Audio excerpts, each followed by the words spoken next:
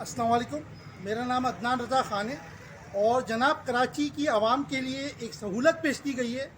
तो मैं दिखाता हूँ आपको कि वो क्या सहूलत है। उससे पहले आप मेरी वीडियो जो है वो लाइक, सब्सक्राइब और कमेंट ज़रूर करें और देखें कि क्या जो है सहूलत वो पेश की गई है।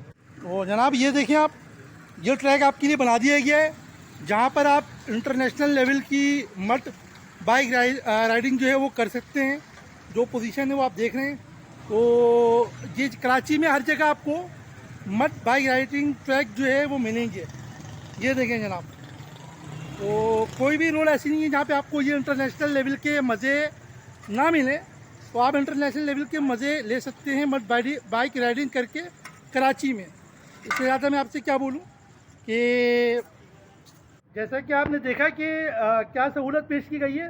तो भाई इसके साथ साथ आवाम जो है वो जोड़ों के दर्द में मुब्तला हो रही है, मोरे के दर्द में मुब्तला हो रही है। इसके अलावा जो है अलग शिकायत हैं।